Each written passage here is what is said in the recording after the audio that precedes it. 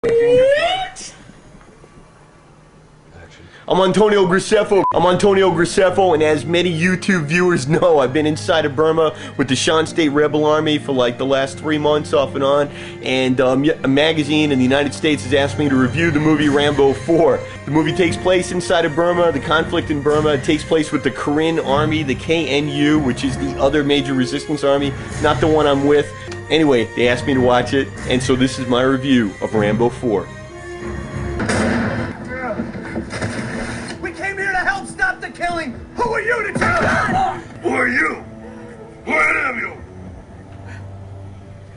I know his pain, man. That's the violence I feel inside of me. These people freaking come here from the States and they think that they know what's going on the other side of the border. They got no freaking clue, man. And then they come here and they're like, oh, we can help and we can be in it. Who the hell do you think you are, man? These people have been living with this conflict for 60 years. It's pretty presumptuous of you to think you're going to walk in here and solve it for them. And you're certainly not going to solve it by being a hippie and wearing hemp and smoking dope and hanging around pie, which is what 60% of them do. And then there's like that very small percentage, maybe 5%, that are willing to cross the border and bring aid missions. And those are the greatest people on the freaking planet, man. And they're like the unsung heroes of this conflict. I hate hippies. Thank God they finally made a movie about Burma. Hopefully it's going to bring some attention to this situation that we're living here every day. So far the movie's got a little bit of bullshit in it because it takes place in Mesot, which is a pretty scary town, and there's been some political assassinations there recently and some bombs, but it doesn't quite look like it does in this movie. Anyway, today I'm angry. I got an email from a reader, man. This guy wrote to me because I got Burma on my websites and all my stories, and he's like, you and I are the same. Turns out this guy went to Burma as a freaking tourist and went on an elephant ride, and he climbed a mountain and looked at some temple, and he thinks he's the same as me. Like, he totally missed the point, man. People are getting killed over there and nobody cares about it, and then they're going in as tourists, and then they want to tell me, oh, I understand Burma, I was a tourist. Vafanculo, that's what I say. Don't go to Burma as a tourist and tell me that we're the same.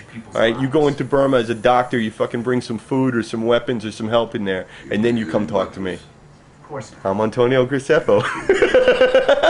See you next time from Chiang Mai. Alright, the action scenes so far have not impressed me as being accurate to what's going on in Burma. There are a lot of pirates in Burma, but those pirates are Rohingyas, which are a Muslim ethnic minority, and they do piracy stuff. But it's not on the river. However, the coolest line in this whole movie so far is, are you bringing any guns? Then you ain't changing nothing. And that's the truth, man. It's the only thing that's going to change anything up there is bringing guns in. We're going to save the people. We're going to help them. No, bring them guns. They need guns. Alright, we're 56.5 minutes into the movie Rambo.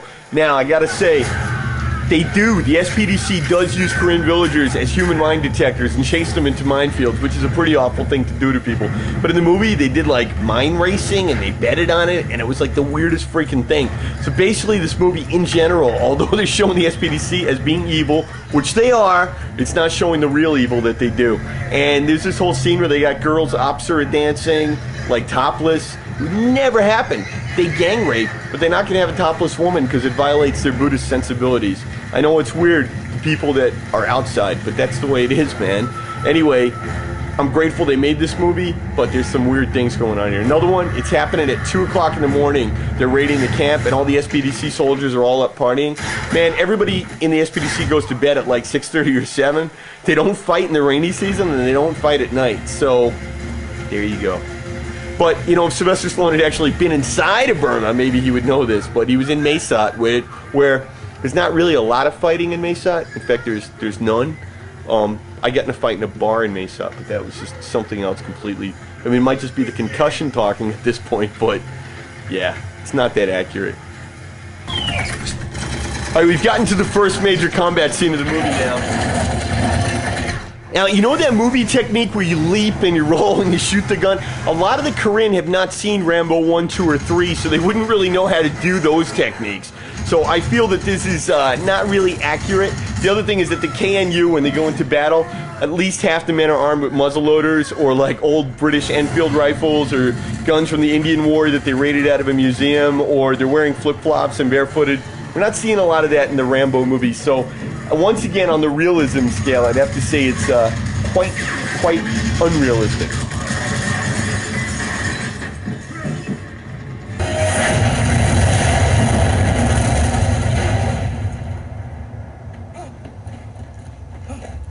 Adrian! A friend of mine was on patrol with the KNU. He had 5 bodyguards. They came under attack. 3 out of 5 of the weapons malfunctioned. That's the kind of weapons that they're fighting the SPDC with. Once again, please send money and guns. On my list of reasons, and it's a very long list, of why this movie sucks. Alright, we got a whole movie that's supposed to be about the conflict in Burma, and yet we do not meet even one Korean soldier, one Korean villager, not one SPD soldier. We don't get to know anybody from Burma. The only people whose names we even know is Sylvester Stallone and the white people that he rescues. So basically, the message we're sending to the Burmese ethnics is this. I know you've been fighting this war for 60 years and you couldn't win it, but one white guy goes in there and he wins the whole thing in one day. Alright, and the only reason Rambo went in there was to save the freaking missionaries who weren't supposed to be there in the first place.